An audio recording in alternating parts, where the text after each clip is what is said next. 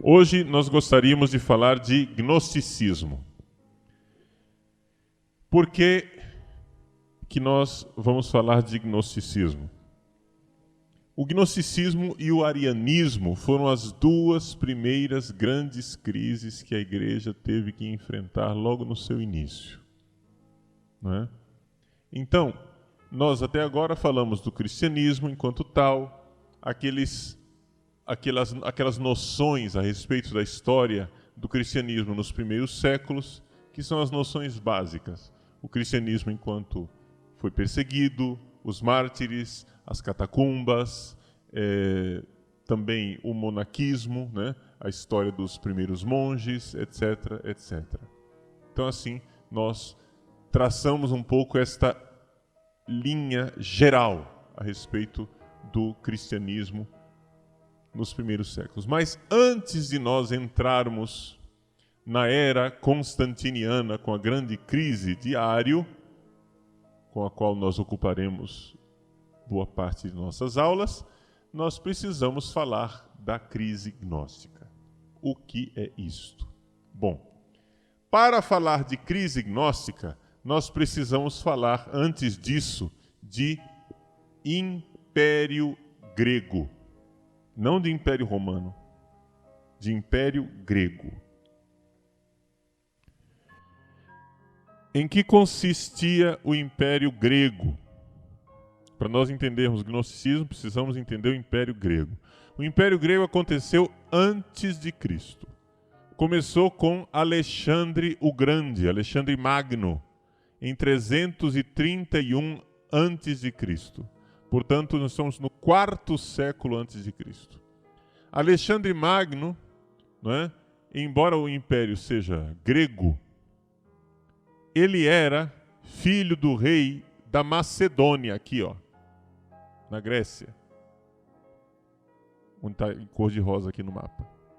Ele era filho do rei da Macedônia, o nome do rei dele era, o pai dele era Filipe.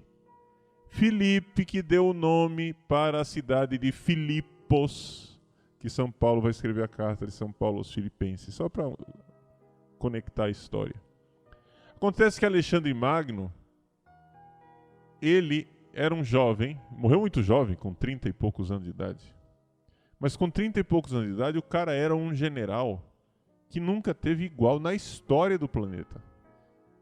E ele conseguiu, com força militar, vencer e conquistar o Império Persa. Vocês veem aquele filme Os 300? Quem assistiu o filme Os 300? Assistiram? O filme Os 300 mostra a época em que os persas estavam ainda vencendo. É anterior a Alexandre. Aí, se vocês assistirem aquele filme seguinte, que é Alexandre Magno, Alexandre o Grande, o nome do filme, lá vocês vão ver Alexandre vencendo os persas, o rei Xerxes, né? Que é aquele ator brasileiro que faz no filme lá, como chama? Rodrigo Santoro, isso, Rodrigo Santoro, que faz o Xerxes, né? No filme. Tudo bem. O fato é o seguinte: o Alexandre foi conquistando todas essas terras aqui. Vocês sabem que a cultura grega ela era muito forte. E eles tinham uma filosofia, uma língua, um conhecimento. Nós estamos aqui na época, no auge da filosofia grega, que depois disso só descambou, né? Nós estamos aqui na época de Aristóteles, ou seja, Aristóteles foi professor de Alexandre Magno. Tá? Então, Alexandre Magno teve um mestre que foi um dos maiores filósofos da história da humanidade. Então, nessa época aqui, o que é que teve aqui em Atenas, né? Na Grécia propriamente dita? Aqui em Atenas havia estes grandes filósofos: Sócrates, o discípulo de Sócrates, Platão, discípulo de Platão, Aristóteles, né? Foram 3 gerações. Sócrates, Platão e Aristóteles, que foram o auge da filosofia na história da humanidade. Ninguém conseguiu superar esses 3 até hoje. A gente consegue enxergar mais do que eles, mas é mais ou menos como um anão que sobe nos ombros do gigante, né? O anão consegue enxergar mais longe, mas é porque está no ombro do gigante, né? Então Sócrates, Platão e Aristóteles viveram aqui. Então essa grande cultura, a cultura grega, não é? Foi que o nosso amigo Alexandre Magno exportou para o Oriente quando ele foi conquistando essas terras. De tal forma que ele chegou com o exército dele até a Índia, que está fora do mapa. Só que ele, no retorno, não é, morreu. Tá? Alexandre Magno morreu, ficou doente e morreu com 30 e poucos anos de idade. Quando ele morreu, o império, que era muito recente, era um jovem que tinha conquistado, tinha acabado de ser conquistado, o império muito recente se dividiu, né, em vários reinos, que são esses reinos que estão aqui no mapa, com várias cores diferentes.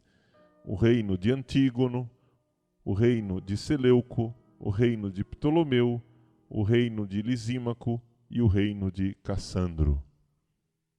São os vários, né? A parte que nos interessa mais, né, é a questão do reino de Antígono, essa parte amarela, porque é onde está a Terra Santa. E é daqui que vão vir os vários reis gregos que irão oprimir Israel, chegar até a destruição do templo, etc, etc, né? E vocês, lendo o livro dos Macabeus, toda a luta dos Macabeus é exatamente a luta do povo de Deus antes de Cristo contra estes gregos opressores que queriam acabar com o judaísmo, queriam obrigar os judeus a comerem carne de porco, companhia limitada, e cometer atos de idolatria. Grandes mártires judaicos na época dos gregos, ok? Por que é que eu preciso falar então deste império grego aqui? Pode guardar o mapa. Eu preciso falar desse império grego, por quê? Porque antes do império grego havia uma cultura chamada a cultura helênica. Então, quando eu disser helênico, vocês vão entender imediatamente grego. Tá? Quando a gente diz algo é helênico, é grego. Né? Hélades é a Grécia. Acontece o seguinte, que a cultura helênica, quando ela começou a se misturar com as culturas orientais, porque chegou lá no Egito, encontrou uma cultura diferente, né? Chegou lá na Terra Santa, em Israel, encontrou uma cultura diferente, chegou na Anatólia, ou seja, na Turquia atual, encontrou uma cultura diferente, chegou na Mesopotâmia, encontrou uma cultura diferente, chegou na Pérsia, encontrou uma cultura diferente, chegou às portas da Índia, encontrou uma cultura diferente. Essas inúmeras culturas orientais foram se misturando com a cultura grega. Então, a mistura da cultura grega com a cultura oriental deu origem a um fenômeno chamado de helenismo. Tá? Portanto, o helenismo tem o adjetivo que é helenista.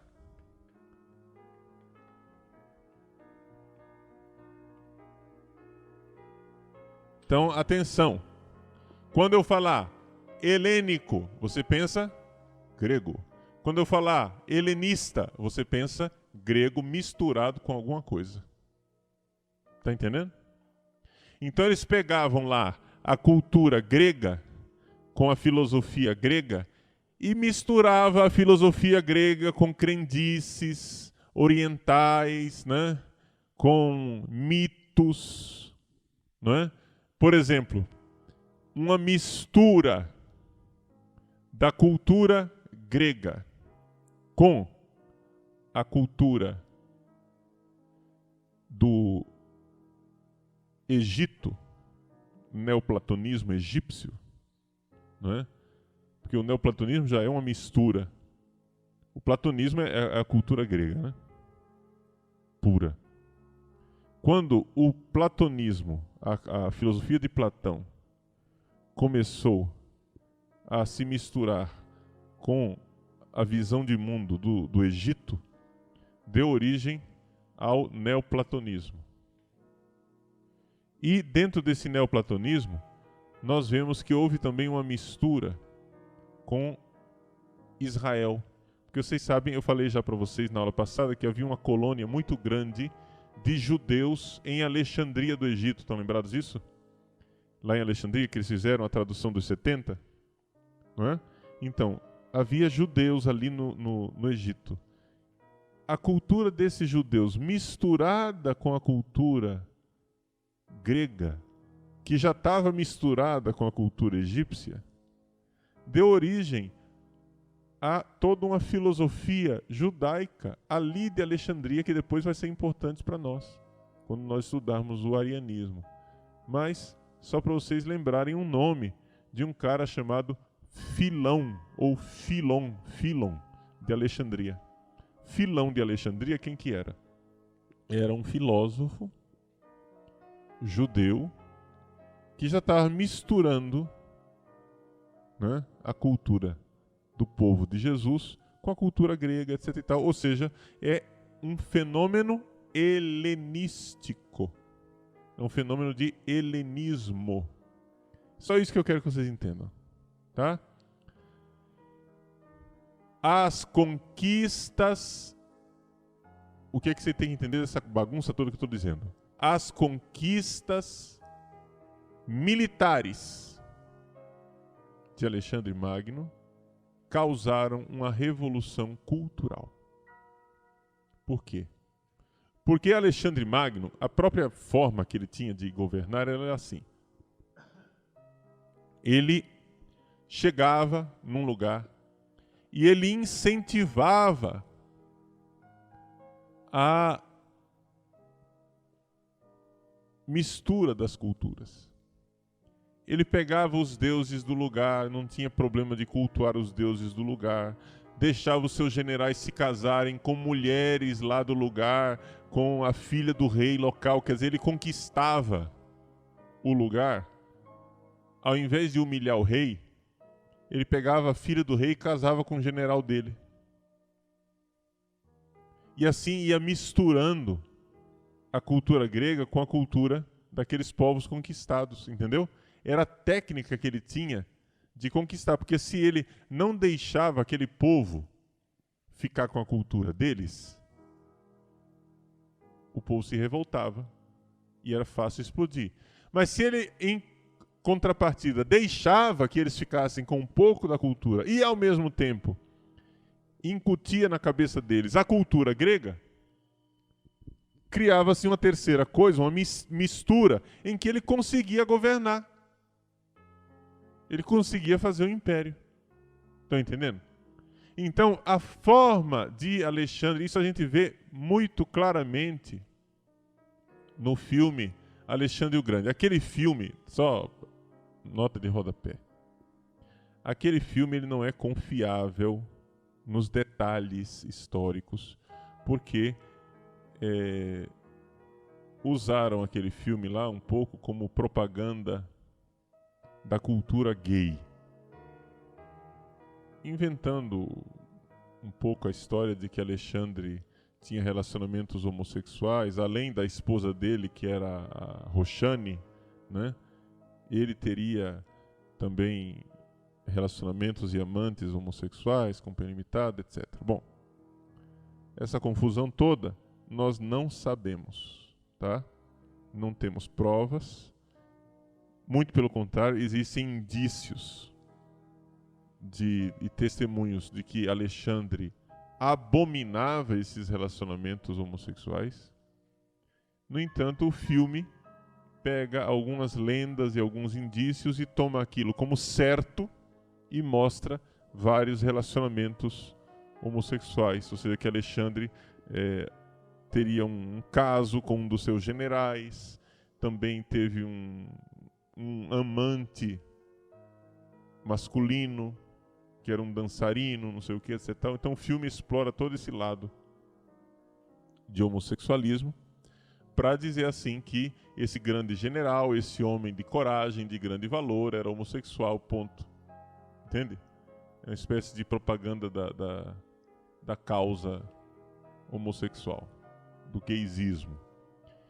O fato é que isso não está claro na pessoa de Alexandre. Então, só para dizer que aquele filme não é de confiança. Eu só estou fazendo referência ao filme porque aqueles que conhecem alguma coisa de Alexandre Magno, a grande maioria conhece porque assistiu o filme. Então só estou fazendo referência para corrigir a visão do filme e para mostrar que, de fato, aquilo que existe no filme de mistura das culturas é real. Essa coisa de mistura, de que ele ia lá, conquistava e aceitava os deuses locais, aceitava a cultura local, isso é real. E foi justamente desta mistura das culturas, da cultura helênica com as culturas orientais, que surgiu o helenismo. Até aqui está claro para vocês isso? Ok. Bom, e aí? Aí veio o Império Romano, não é? O Império Romano começa mais ou menos em 63 a.C., ou seja, as antevésperas do cristianismo. Ou seja, o cristianismo, quando Jesus vem ao mundo, o Império Romano tinha acabado de nascer. Estava existindo ali. De tal forma que toda a área oriental do Império falava grego. A gente fala de Império Romano e depois fica admirado que dentro do Império Romano, São Paulo escreva todas as suas cartas em grego. E os evangelhos são todos escritos em grego. Já parou para pensar nisso? Como é que era o Império Romano se os caras todos falavam grego? Era Império Romano porque toda esta área oriental do Império tinha sido, 100 anos antes, Império Grego. É simples. Está entendendo? Então os romanos, quando eles chegavam, eles não implantavam, eles não fizeram, os romanos não fizeram como a Grécia, como Alexandre Magno, que fizeram uma conquista cultural. Os romanos, o pessoal costuma dizer o contrário, que Roma conquistou a Grécia militarmente, mas a Grécia conquistou Roma culturalmente. Ou seja, Roma foi o império vencedor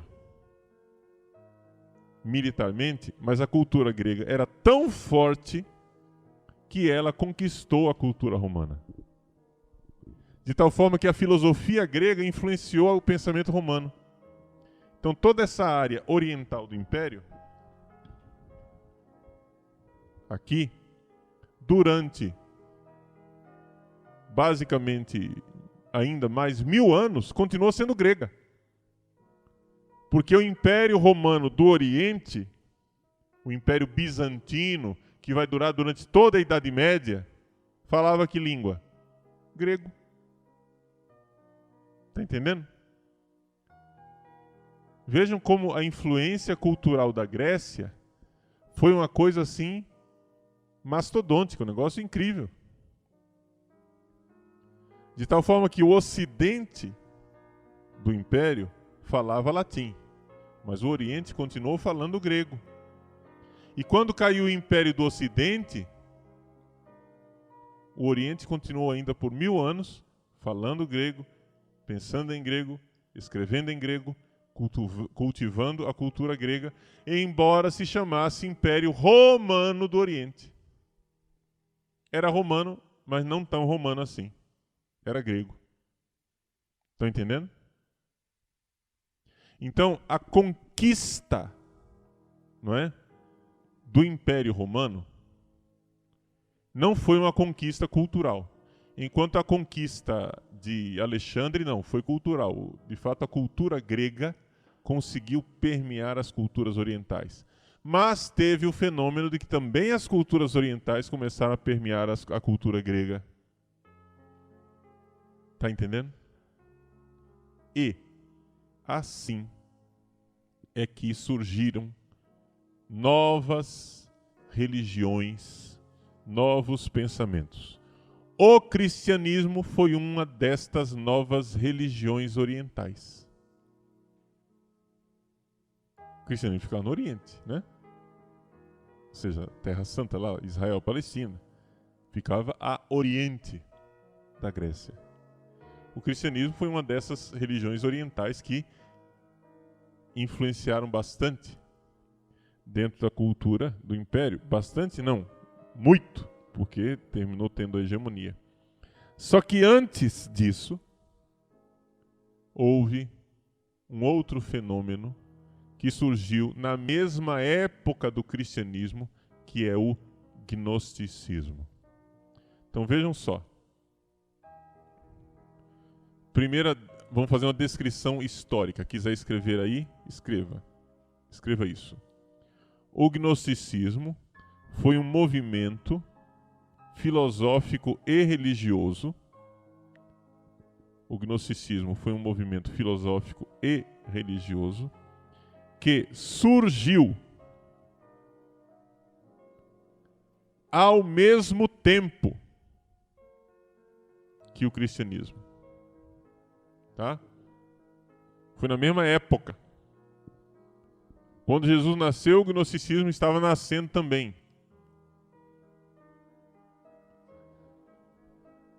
Agora, o fato de ter nascido junto, aqui que está a coisa, o fato de ter nascido junto, às vezes, fez com que, durante muito tempo, se pensasse que o gnosticismo era uma heresia cristã. Mas não era uma heresia cristã. Era uma outra coisa, uma outra religião, que conseguiu, era uma filosofia, uma forma de pensar, uma forma mentis, né, que conseguiu entrar dentro do cristianismo e parasitar dentro do cristianismo. Tá entendendo? Eu vou explicar para vocês mais ou menos como é a visão de mundo dos gnósticos, sem falar de cristianismo aqui. E aí, a partir disso, a gente depois vai juntar as duas coisas e mostrar para vocês como é que esse pessoal fazia uma arruaça dentro da igreja. E entrava dentro da igreja e tentava aliciar os cristãos para o gnosticismo, entendeu? Eles entraram dentro da igreja a tal ponto que o gnosticismo quase acabou com a igreja. É a famosa história do lobo com pele de cordeiro, entende? Era uma outra filosofia, um outro pensamento, um pensamento alheio ao cristianismo, que se vestia com a pele de cristianismo, com a aparência de cristianismo, e dentro da igreja parasitava a igreja e quase destruiu a igreja. Por que é que é tão importante a gente estudar o gnosticismo? Porque é exatamente o que está acontecendo com a igreja hoje. Agora. Nós temos dentro da igreja um pensamento que não tem nada a ver com o cristianismo, que está dentro da igreja, um pensamento revolucionário, que está dentro da igreja, parasitando a igreja e destruindo a igreja por dentro, do jeitinho que o gnosticismo fez e tentou destruir. Então, se nós entendermos o problema do gnosticismo, e se nós entendermos qual é a solução para o gnosticismo, nós estaremos entendendo também o problema que a igreja está vivendo hoje e estaremos entendendo também a solução para a igreja hoje. Está entendendo por que é importante estudar o gnosticismo? Então, eu estou dizendo, em primeiro lugar, qual é a utilidade disso que nós vamos estudar. Porque vai parecer para vocês umas ideias esquisitas, estranhas. Para que nós vamos perder tempo estudando essas bobagens, né? Para que Padre Paulo está perdendo tanto tempo com essa história de gnosticismo, um movimento que eu nunca ouvi falar, né? Que não é tão importante assim. Vamos passar para coisas mais interessantes, né? Mas é que isso é de extrema importância. Porque se nós entendermos esse período histórico, nós entenderemos a doença que nós estamos sofrendo. Porque é exatamente a mesma mentalidade. Há 2000, ou seja, o cristianismo parece uma coisa de Satanás mesmo, assim, entende? O cristianismo nasceu com a doença contra a qual ele terá que lutar a vida inteira. E que vai tentar acabar com ele durante muito tempo. E de uns 5 séculos para cá, esta doença, chamada gnosticismo, está arrasando e acabando com a Igreja Católica por dentro. Por dentro. Você vai dizer, mas padre, eu nunca ouvi falar de gnosticismo, como é que isso é tão importante assim? Ninguém nunca disse. Bom, porque você conhece, quando eu começar a descrever as coisas, você vai reconhecê-las. Só que você não conhece com esse nome. Está entendendo? Então, antes de nós olharmos para o gnosticismo moderno, vamos olhar para o gnosticismo antigo. Então, o gnosticismo antigo não vai parecer para você, inicialmente, tão familiar. Vai parecer uma coisa muito esquisita. Mas depois nós vamos captar a essência do movimento gnóstico e, captando a essência do movimento gnóstico, nós vamos também compreender o que é que está acontecendo com a igreja hoje. Então vamos à descrição do gnosticismo antigo. Bom, não vou me deter muito na origem das ideias, porque senão vai complicar demais. Vamos ficar só na descrição. Os gnósticos pensam o mundo num esquema neoplatônico, em que existe um Deus uno, não é? Que emanou, não é? Fez através de emanações, foi dando origem a outras realidades inferiores a ele. Essas realidades são chamadas de eons. Não se preocupem com esses nomes, não, porque isso daqui não é tão importante assim. Só para descrever, né, que esse Deus uno vai descrevendo, vai fazendo vários eons. Esses eons são sempre macho e fêmea, né, masculino e feminino, que vão gerando outros. Então é tudo uma emanação. Vocês entendem a palavra emanação? É diferente de criação, não é? Deus, quando criou o mundo do nada. Para nós cristãos. Para eles, não. As coisas emanam de Deus. É como se fosse um copo que transborda. Ou seja, sai um pedaço de Deus e dá origem a outra coisa. Está entendendo? Então as coisas são divinas. São pedaços de Deus. Entende? Então é como se fosse uma cascata que vai transbordando, né? Deus transborda e vai criando seres que, quanto mais se afastam da fonte divina, mais imperfeitos eles são. Ok? Bom, o fato é que este aqui é o mundo espiritual. Acontece que, e aqui existem variações, existem várias explicações diferentes, porque o gnosticismo tem várias seitas também entre eles, né? Eles não estão tão unidos. Eu vou pegar só a essência da coisa, aquilo que é comum a todos eles, tá? Para não se perder nos detalhes. Acontece que um destes eons, para alguns é a Sofia, a sabedoria, para outros é um demiurgo, um deus mau, seja como for, um deus falso. O resumo é esse. Um deus mau criou o mundo.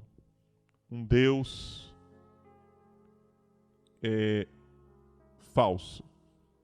Esse Deus falso, Deus mau, Deus egoísta, né? Ele criou o mundo,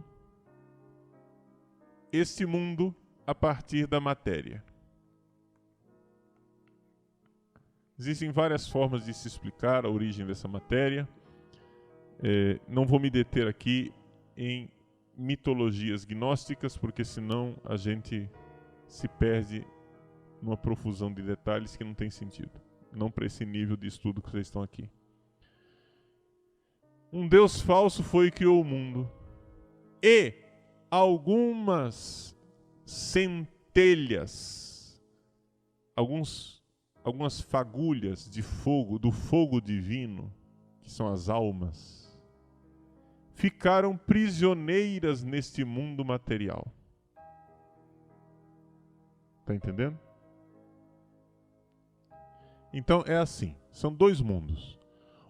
Vamos resumir aqui a conversa. Tem um mundo bom feito por um Deus bom. Esse é o mundo espiritual. Ponto.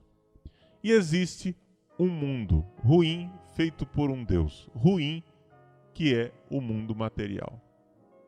No meio desta bagunça, existe o fato de que algumas almas, que são centelhas divinas, que vêm de lá do mundo espiritual, por alguma razão, geralmente é explicada por uma razão de sedução, por sedução, foram levadas e foram aprisionadas em corpos. Está entendendo? Então, estas almas estão prisioneiras da matéria. Então é necessário salvar. É uma questão de salvação. Como que a gente salva essas almas? A salvação destas almas acontece através do conhecimento. A palavra conhecimento em grego se diz gnosis. Por isso chama-se gnosticismo.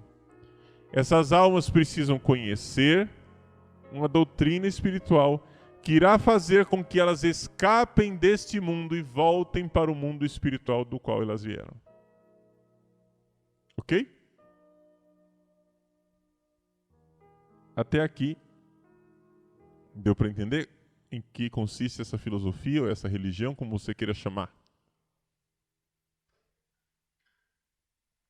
Agora dá para você entender também que isso não tem nada a ver com o cristianismo.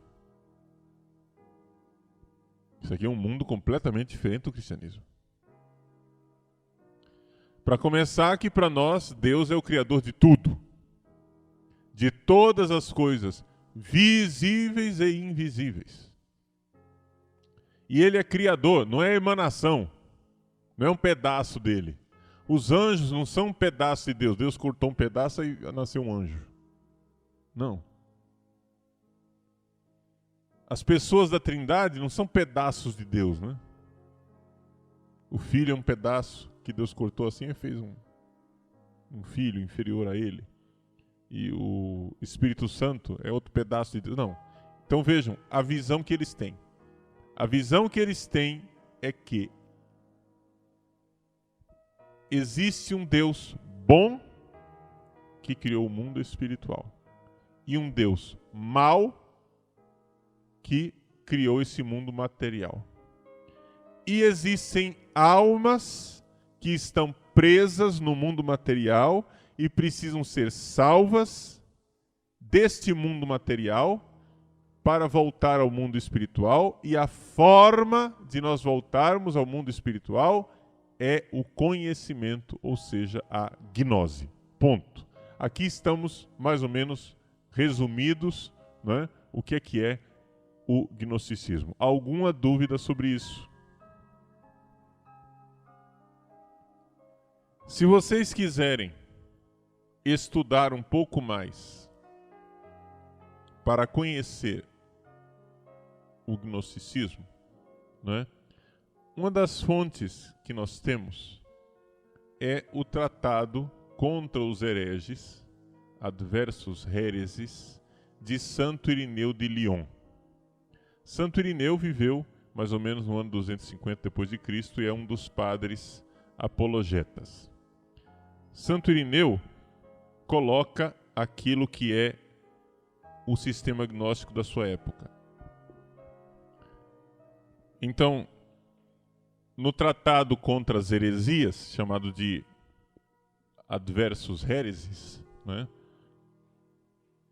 esse tratado está publicado pela Paulus, na coleção de patrística deles, né, e é o volume número 4. Então dá para ver que é um livrinho até bastante grosso. Tá? E toda a primeira parte, Santo Irineu explica o problema do gnosticismo e explica com minúcias e com detalhes, né? Então ele coloca o sistema fundamental, o pleroma, os eões, explica quem é o protopai, de onde nasce tudo, nascem esses eões, aí coloca uma lista dos eões, né? Esses eões produzidos para a glória do Pai, querendo por sua vez glorificar o Pai com algo de si mesmo, fizeram emissões em Cisígia. O Logos e Zoé geraram, depois do homem e da igreja, aqui é o homem, não é o homem nós não, tá? É o homem, quer dizer, é o nome dos eões, tá? É um ser divino lá chamado homem, outro ser divino chamado igreja. Outros 10 eões cujos nomes dizem ser estes: abissal e confusão, egératos e união, autoproduto e satisfação, imóvel e mistura, unigênito e felicidade. Então, vejam que confusão de nomes e coisas. Eu não quis entrar nisso aqui, porque além de ser complicado, tem também o problema de que isso daqui não é a única coisa. Existem várias seitas diferentes e situações diferentes, né? Então o que aconteceu? Santo Irineu explica lá a questão da paixão da Sofia, né? Como é que Sofia fez com que o mundo material nascesse, mas isso daqui também é uma das várias explicações. Outra explicação é que seria um demiurgo, um falso deus, né? Bom, assim por diante. Só para, se vocês quiserem estudar mais detalhadamente, está aqui no Adversus Hereses de Santo Irineu de Lyon.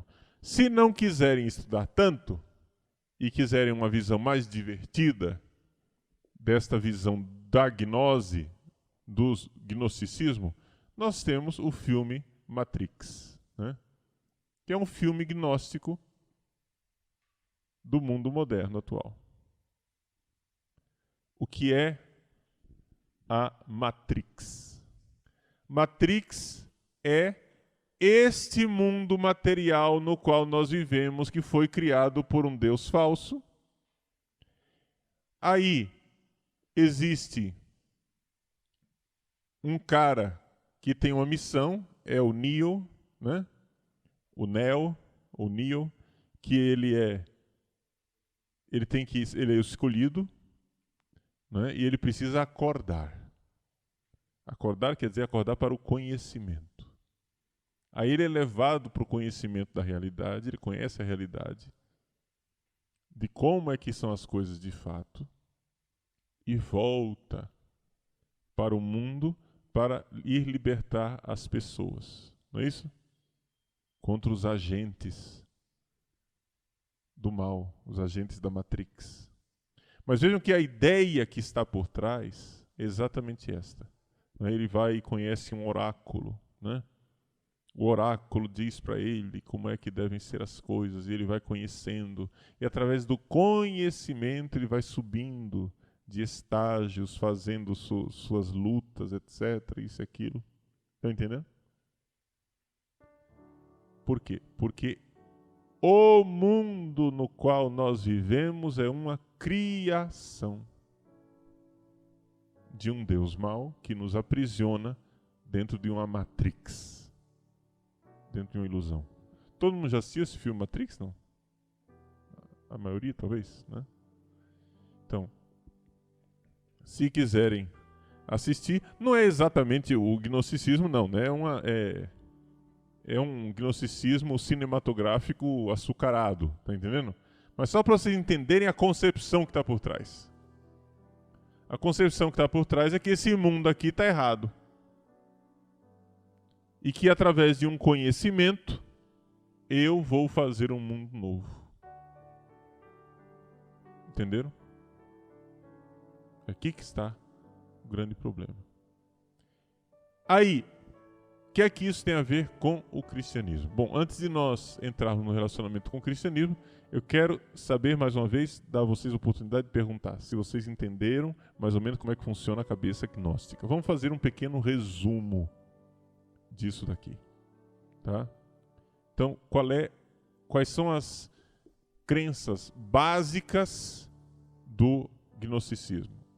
Pode escrever aí. Número 1. A gnose acredita que este mundo está errado. Essa é a primeira coisa.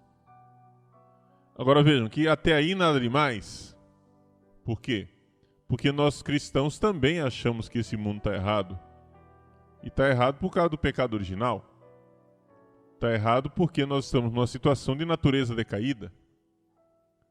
Está errado porque as coisas estão de um jeito que não estão de acordo com o Criador. Só que a gnose não acredita nisso. Acredita em quê? Número 2, escreve aí.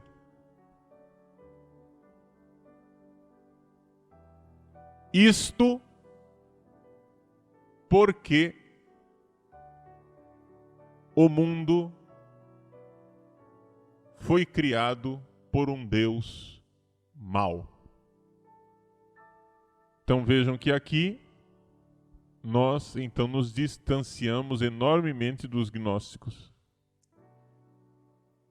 Por quê? Porque os cristãos acreditam no que está escrito no livro do Gênesis, né? Que Deus criou todas as coisas e viu que tudo era muito bom. A criação é boa. Ela é originariamente boa. Ela ficou má por causa do pecado. Alguma coisa deu errado por causa do pecado. Mas a criação, ela é originariamente boa. Então aqui que está o grande problema dos gnósticos. Não é? Eles atribuem a maldade do mundo a uma divindade, a um Deus que precisa ser combatido e odiado. Tá? Número 3. Disto decorre o fato de que este mundo precisa ser transformado. Agora, mais uma vez, nós vemos que existe aqui uma certa coincidência com o cristianismo. Nós sabemos que o mundo precisa ser salvo, que o mundo precisa ser transformado. Mas qual é a tendência do cristão? A tendência do cristão é compreender que o mundo vai mal porque a humanidade vai mal e porque eu não estou bem. Mas o gnóstico não está disposto a admitir que ele é que está mal. Entendeu? Aqui que está o problema.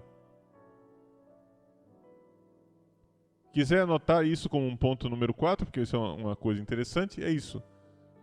Número 4. O gnóstico não está disposto a admitir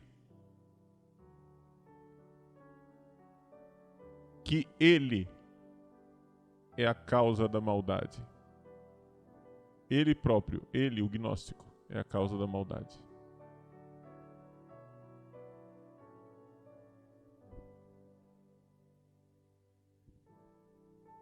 Número 5. O gnóstico sabe. Sublinhe a palavra sabe. E quiser escrever a palavra gnose do lado, ó.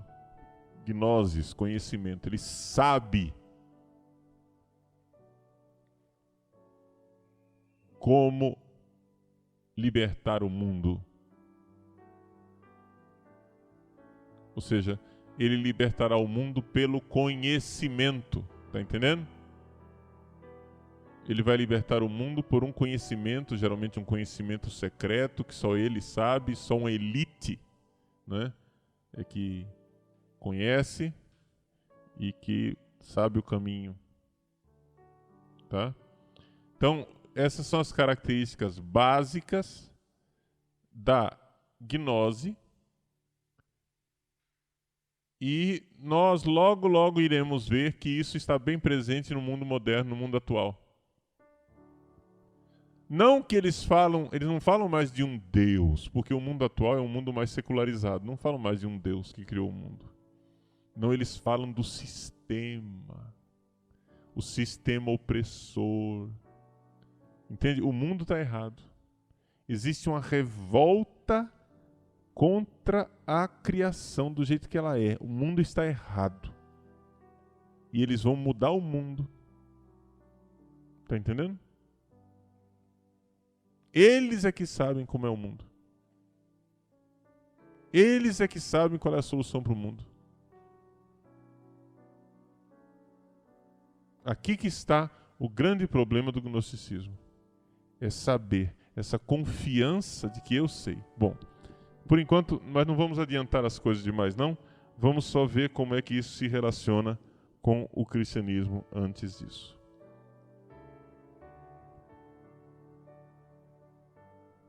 Quando os gnósticos começam a entrar em contato com o cristianismo, eles começam a notar que existem pontos em comum. Nós mesmos já vimos que existem pontos em comum, não é? Os gnósticos, assim como os cristãos, acham que nós precisamos ser salvos. E os gnósticos, assim como os cristãos, acham que Deus enviou ao mundo um Salvador. Existe um Salvador, um Cristo, um ungido, um escolhido, um eleito, né? No filme Matrix, um Neo, né? Que foi mandado para esse mundo para ensinar para as almas o caminho de volta. Ou seja, para contar para essas almas o conhecimento que vai fazer com que elas saiam dessa prisão. Tá entendendo? Aí, o que é que os gnósticos fizeram? Disseram assim: este enviado é Cristo. E começaram a ler todo o cristianismo a partir dessa filosofia maluca deles.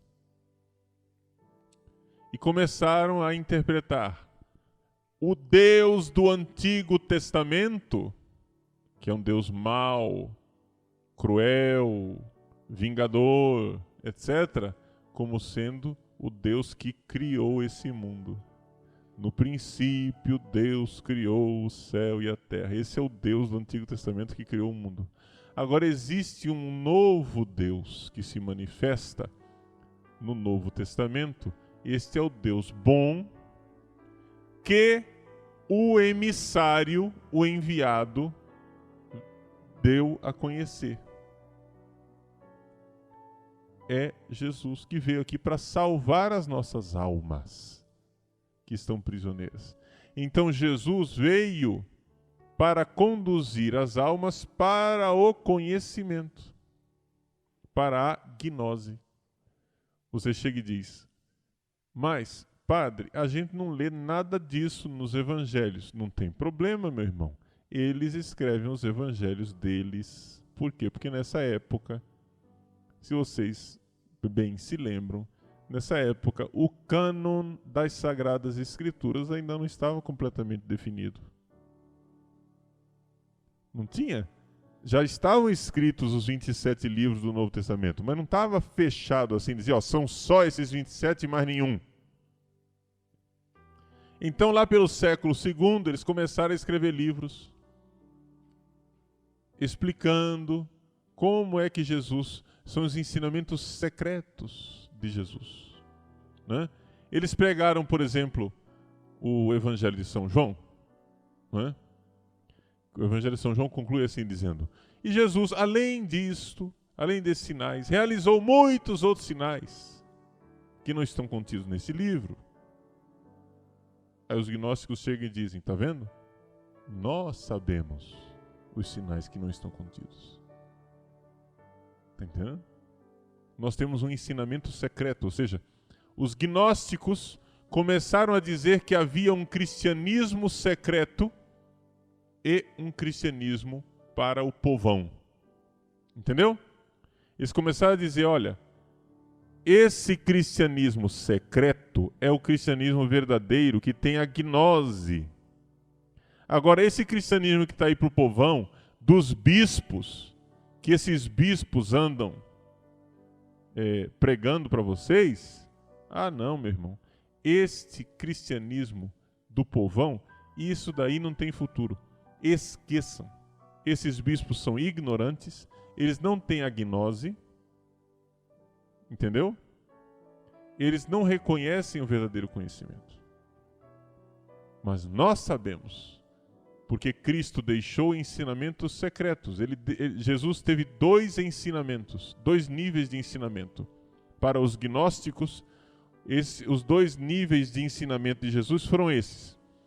Um é o ensinamento esotérico e o outro ensinamento exotérico. Exotérico com X.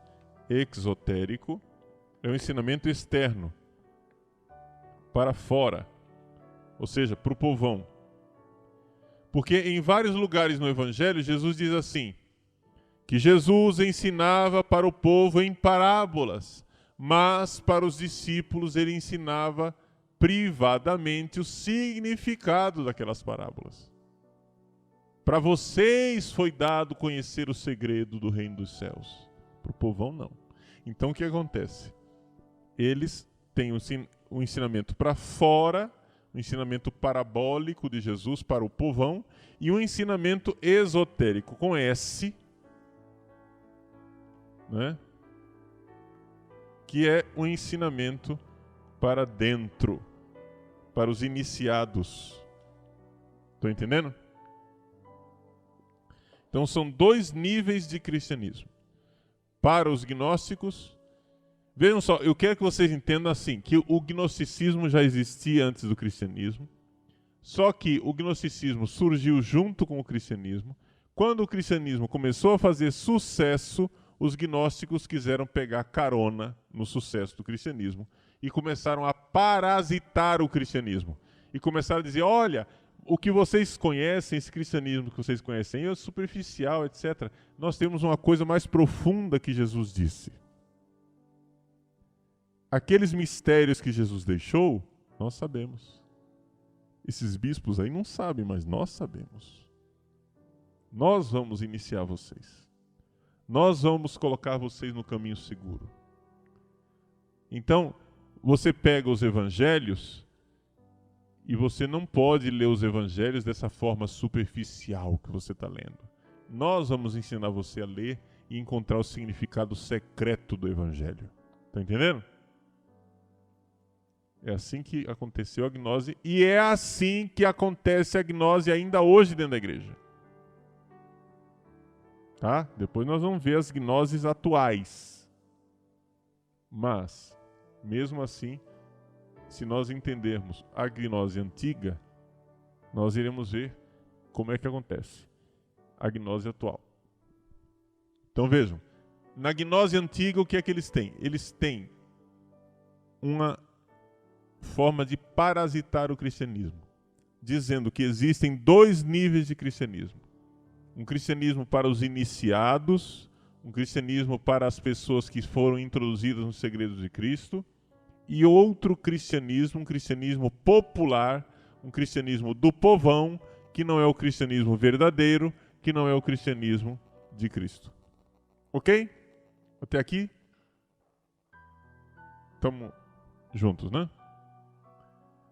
Então a pergunta é a seguinte: se não acreditavam que Jesus era carne, mas era só espírito? Bom, existe uma multiplicidade de variantes do gnosticismo. Existe uma versão do gnosticismo que é docetista. Docetista é isso, ou seja, Jesus tem uma aparência de corpo, não é? Mas na verdade ele não era realmente um ser humano.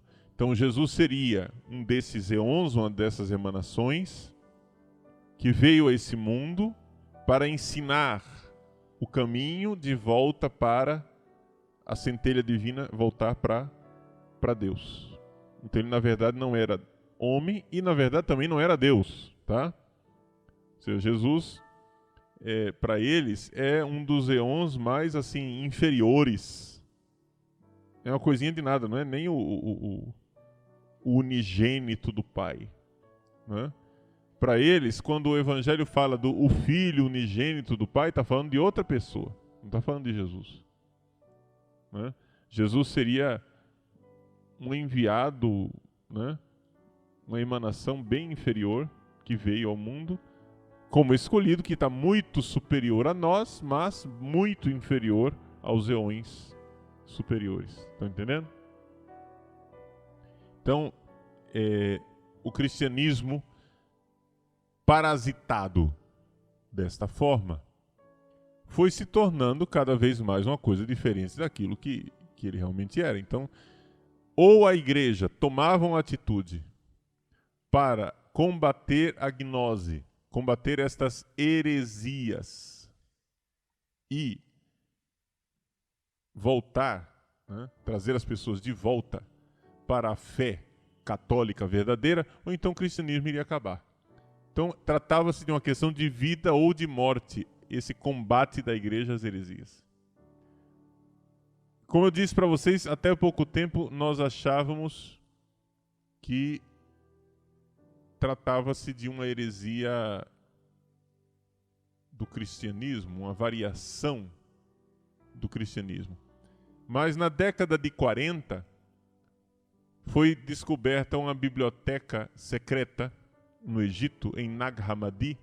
Por favor, não confundam com as descobertas de Qumran, né, que foram descobertas de manuscritos da Bíblia em grutas do Mar Morto, em Qumran, que também foi na mesma década. Mas estou falando de uma descoberta de uma biblioteca secreta no Egito. E esses manuscritos de Nag Hammadi trouxeram à tona vários evangelhos gnósticos que nós não conhecíamos os textos completos. Evangelhos que foram indicados por Santo Irineu de Lyon. Santo Irineu fala da existência desses evangelhos, descreve até um pouco o conteúdo desses evangelhos, mas nós não tínhamos os textos. Esses textos foram redescobertos agora na década de 40, muitos deles, e hoje nós temos a clara noção, a partir dessas descobertas de Nag Hammadi, que o gnosticismo não nasceu no cristianismo. Ele é uma outra coisa. Ele parasitou o cristianismo, é diferente. Tá? Como é que basicamente acontece esse fenômeno de parasitar o cristianismo? É você pegar a linguagem cristã, esvaziá-la do seu conteúdo e colocar o seu conteúdo gnóstico. Entendeu? Então você usa a palavra Jesus. Mas Jesus, para os gnósticos, não é o Jesus que nós conhecemos, é um outro. Entendeu? Quem é Jesus? Jesus não é o Filho de Deus que se fez homem. Não, Jesus é uma emanação do Salvador que veio para guiar as almas, etc, etc. Então você pega a palavra Jesus e põe um outro conteúdo nele. A palavra Deus Criador. Bom, Deus Criador já existe lá. Você pega essa palavra Deus Criador e põe um outro conteúdo nele. Né? Nela. Então é esse Deus mau do Antigo Testamento. Então vejam só, é como se você pegasse um pão, tira o miolo do pão e fica só com a casca. Entendeu? E coloca um outro conteúdo lá dentro. Você esvazia e põe outro conteúdo. Então, quando as pessoas ouvem os gnósticos falarem, ouvem falar assim, Deus Pai, e fica achando que está falando a mesma coisa que nós cremos. Porque a palavra é a mesma. Mas tem alguma coisa ali que não bate bem. Que não é o mesmo sentido, não é a mesma coisa. Estão entendendo? Então, o gnosticismo é este fenômeno é uma religião helenística de influência neoplatônica, é uma mistura de filosofia grega, platonismo, com crenças e religiões orientais que surgiu mais ou menos na mesma época em que surgiu o cristianismo, mas que logo cedo começou a parasitar o cristianismo, concorrer com o cristianismo e usar os cristãos. De tal forma que eles diziam assim, olha, vocês que estão seguindo os bispos, o confronto era sempre com os bispos, né? Porque eles achavam que os bispos são uns ignorantões. Os bispos são ignorantes. Nós é que temos o verdadeiro conhecimento. Então era sempre um confronto aqui para tirar a autoridade dos bispos para que as pessoas seguissem a eles e não os bispos. Estão entendendo? Então eles diziam, olha, nós temos a verdadeira gnose. Vocês aí que seguem os bispos, vocês só seguem as coisas por fé. A palavra fé em grego é pistis, né? Pistis.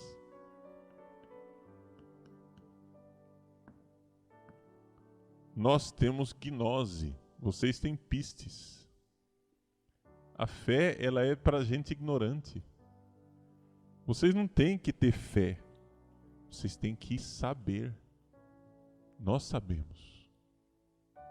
Então é claro que as pessoas ficavam envaidecidas, né? Imagina, você chega para uma pessoa e diz assim, olha, eu tenho um conhecimento secreto. E você foi escolhido para saber desse conhecimento secreto. É claro que todo mundo vai ficar curiosíssimo para saber o que é esse conhecimento secreto, e a vaidade vai dizer, puxa, eu sou um escolhido, né? Eu sou especial. Entende? Então, eles dividiam a humanidade, não é? Essa divisão, ela é clássica e existe também dentro do cristianismo, mas a gnose fazia isso de uma outra forma. É sempre a história de usar as palavras cristãs com outro conteúdo. Ele dividia os homens, as pessoas, em 3 classes. As pessoas físicas, as pessoas psíquicas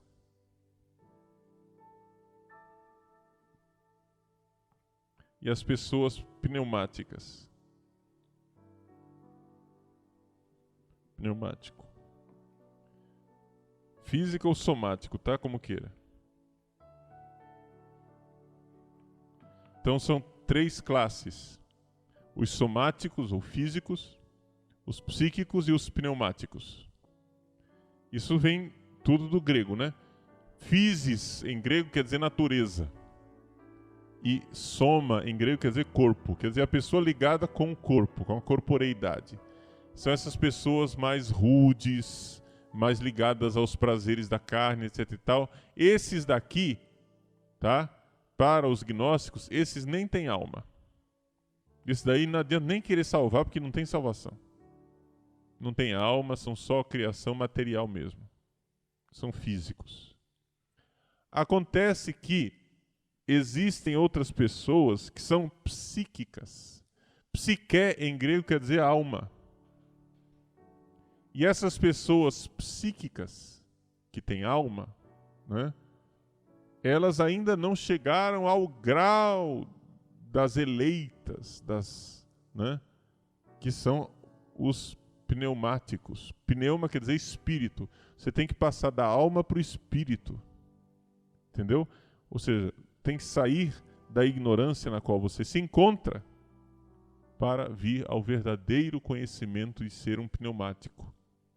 Entende? E aí tem salvação. Esses daí têm alma e esses daí podem ser salvos. Tá entendendo?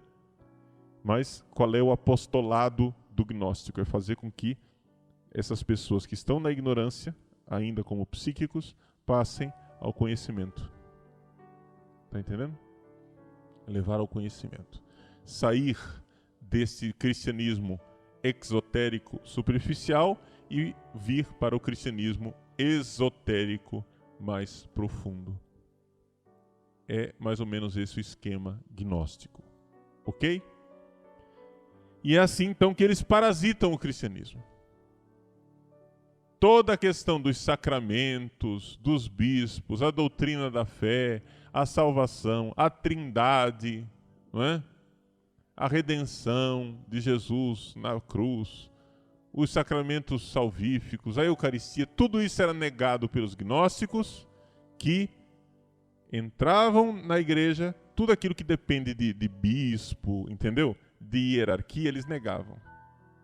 Então, por quê? Porque eles entram dentro da igreja para solapar a fé dos fiéis na hierarquia, para que eles não acreditem na hierarquia e sigam um cristianismo alternativo. Estão entendendo? É um cristianismo alternativo, um cristianismo que eles é que conhecem, só eles é que sabem. Essa foi a realidade da gnose, do gnosticismo. Então vejam que foi uma coisa muito perigosa para a igreja e literalmente a igreja quase acabou. Literalmente. Foi um negócio que fez um sucesso tal que se os bispos não tivessem agido com destemor, o negócio tinha ficado feio. E vamos lembrar outra coisa. Nós estamos numa época em que a igreja era perseguida pelo império. Tá? Não pensem aqui, porque aqui o Dan Brown, né, do Código da Vinci, o Dan Brown, ele usa muito esses evangelhos gnósticos, né, fragmentos de evangelhos gnósticos, etc. E o Dan Brown critica a Igreja Católica, dizendo que a Igreja Católica se associou com o Império, né, de Constantino e usou o poder para perseguir os gnósticos, acabar com eles e matá-los. A Igreja Católica assassina, ditadora e cruel. O problema é o seguinte, minha gente. Quando a Igreja Católica tomou atitudes contra o gnosticismo, as atitudes mais importantes que a Igreja tomou com relação ao gnosticismo foram tomadas na época em que a Igreja estava sendo jogada aos leões, às feras. O Adversus Hereses de Santo Irineu de Lyon, né, foi escrito na época dos mártires. A igreja, perseguida pelo império, teve que tomar atitudes contra os gnósticos. Então a Igreja Católica já era católica antes de Constantino, tá? Não ficou católica depois. Ela já era católica antes. E ela já combatia a gnose antes. Porque qual é a ideologia que eles tentam colocar é que a igreja era esse movimento maravilhoso, gnóstico, etc., etc., que com Constantino, que comprou os bispos por causa do poder que ele tinha, resolveram decretar que Jesus era Deus e inventaram o catolicismo e a igreja atual. Está entendendo a argumentação que eles usam? Só que nós estamos vendo aqui as coisas a partir das fontes primárias, ou seja, a fonte direta da coisa. Vai lá e pega o Adversus Haereses de Santo Irineu de Lyon e você vai ver, né, que isto não procede, porque 100 anos antes de Constantino, o sujeito já está brigando contra os gnósticos. Enquanto nós ainda éramos jogados aos leões. Nós já tínhamos que combater em dois frontes, não só resistir à tentativa do império de acabar com o cristianismo, mas nós tínhamos também que tentar fazer com que a igreja não fosse minada por dentro. Eis aqui o problema. Nós tínhamos um adversário lá fora e um adversário dentro de casa. Nós tínhamos lá fora um poder político que queria acabar com a igreja.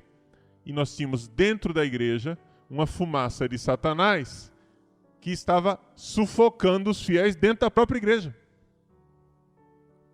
E se não fosse uma atitude clara dos bispos, nós não teríamos saído dessa. Aqui você já começa a enxergar, mais ou menos, a crise que nós vivemos hoje.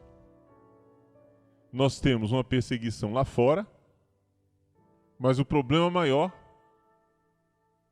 é o inimigo dentro de casa. Depois nós vamos ver o que é que esse inimigo que nós vivemos hoje tem a ver com esses gnósticos antigos. Alguma coisinha talvez você já esteja enxergando, mas nós vamos dedicar mais tempo para isso, com detalhe, na aula que vem. Tá? As gnoses modernas, nós vamos falar na aula que vem. Hoje, eu quero que você entenda a gnose antiga. Mas eu quero também que você já enxergue agora que hoje nós temos uma desvantagem sobre o tempo da gnose antiga. Quando nós combatemos a gnose antiga, nós tínhamos bispos aguerridos, ou seja, bispos que queriam brigar mesmo. Nós tínhamos um Irineu de Lyon que escreveu um livro, que mostrou e disse, olha aqui, ó, o negócio é esse aqui. Essa é a loucura, essa é a heresia deles, essa é a verdadeira fé. E como é que Irineu de Lyon conseguiu suplantar a gnose? Através da sucessão apostólica.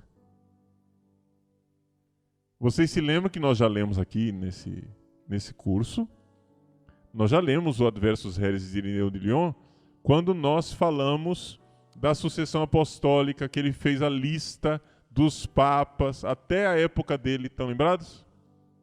Né? Os 12 papas, desde São Lino, né?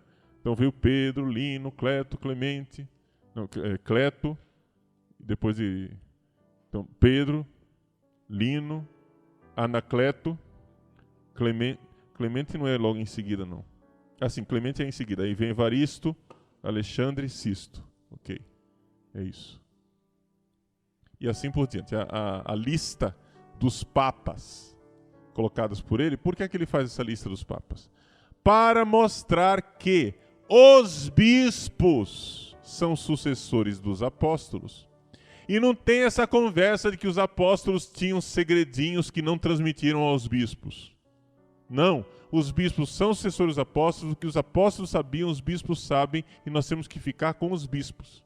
E os bispos é que tem que combater esse bando de maluco herético que está dentro da igreja, parasitando e querendo acabar com a igreja por dentro. Desvantagem nossa hoje é o seguinte, cadê o bispo que quer brigar? Entenderam o problema? O problema é que nós vivemos exatamente o mesmo drama que vivemos há 2000 anos atrás. Ou seja, a igreja está sendo combatida em dois frontes. Um externo, a mídia, política, né? Em quantos países existe uma verdadeira perseguição ao cristianismo nos países ocidentais? Você não pode, né? Nos Estados Unidos, você não pode levar uma Bíblia para a sala de aula porque você é expulso da escola. Se isso não é perseguição, o que é? Se você levar uma revista pornográfica para a escola, você não é expulso. Se você levar qualquer livro maluco para a escola, você não é expulso. Mas se levar uma Bíblia, você é expulso. Está entendendo? Hoje, o número de cristãos que é perseguido no mundo, né? Quando uma pessoa é católico, fiel, etc e tal, já é tratado como segunda categoria dentro da política, etc. Então, a quantidade de atos que politicamente esse pessoal tem feito para perseguir o cristianismo, por exemplo, leis feitas para prender cristãos. Essa questão da lei dos direitos homossexuais, uma pessoa que prega o cristianismo, ou seja, é crime ler a Bíblia.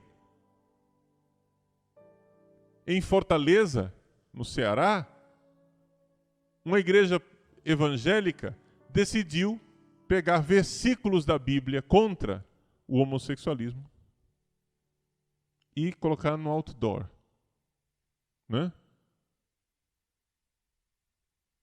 E Deus criou homem e mulher, né?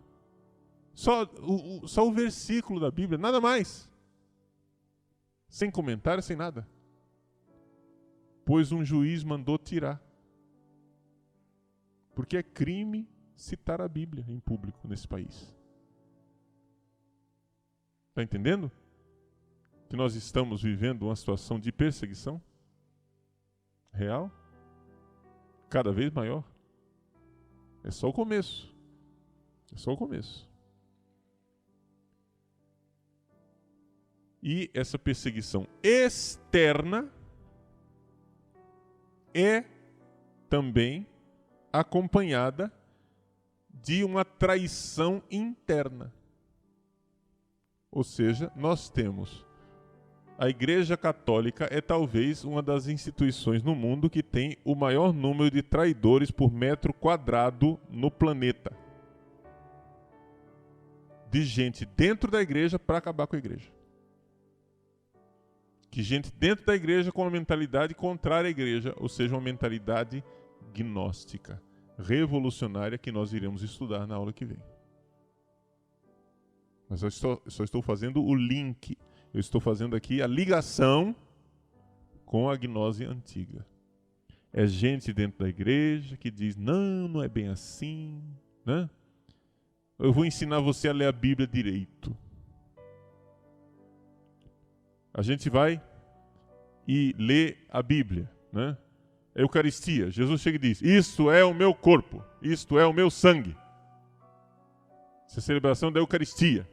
Aí ele diz, não, mas olha que você não está sabendo ler a Bíblia.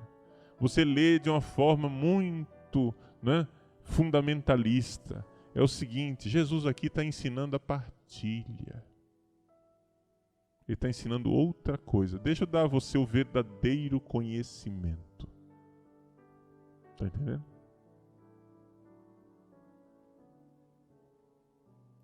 Eles vão e ensinam você a ler a Bíblia. Então existe agora um cristianismo superficial de quem pega a Bíblia e lê a Bíblia ao pé da letra, do jeito que está aí. E um cristianismo elaborado, intelectual, científico, moderno, que sabe. Não, mas escuta, Jesus ressuscitou. Não, você não está entendendo. É que a gente diz que ele ressuscitou porque a causa dele ainda vive nos nossos corações. Não é? Ah, mas Jesus curou o leproso. Não, você não está entendendo. É que o leproso é um excluído. O que Jesus fez foi que ele incluiu o leproso na sociedade. Entenderam?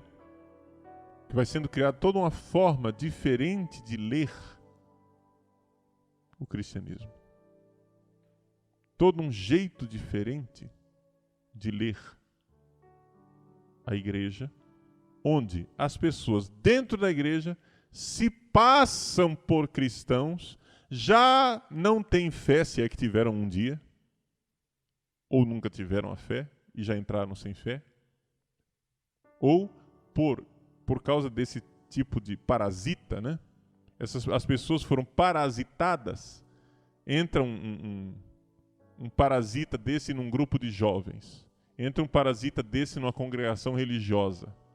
Entra um parasita desses numa paróquia, num grupo de oração. O que é que ele faz? Ele vai parasitando e vai ensinando você a pensar de um jeito diferente.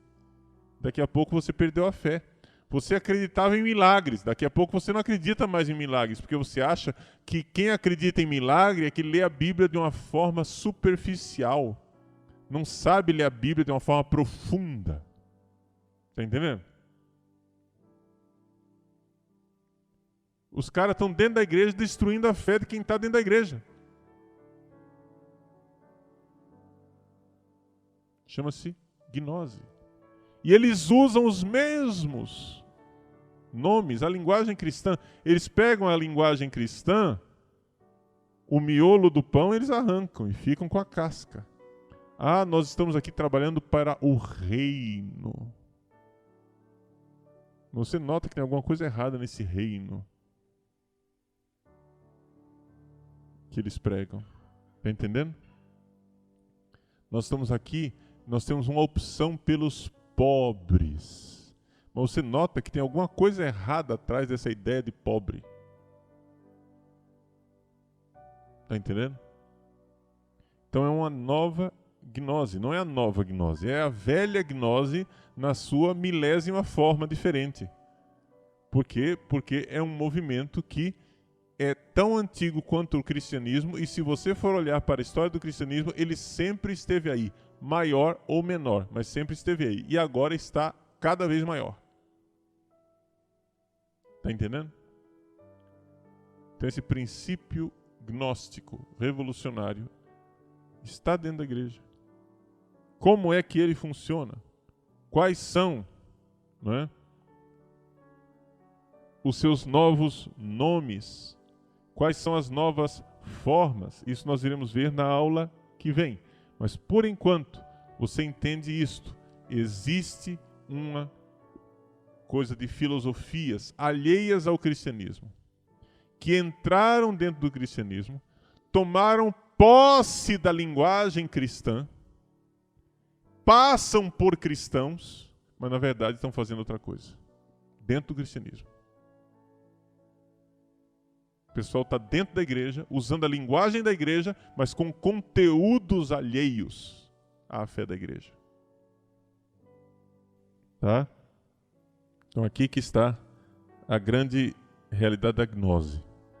E estudar a gnose antiga é conhecer com bastante clareza, não é conhecer de forma bastante profunda a raiz dos nossos problemas atuais. Quem não souber nada de gnose antiga, certamente não vai saber acertar na hora de diagnosticar a doença que a igreja sofre atualmente. E, portanto, se errar o diagnóstico, vai errar também o remédio. E se errar o remédio, o paciente vai terminar morrendo.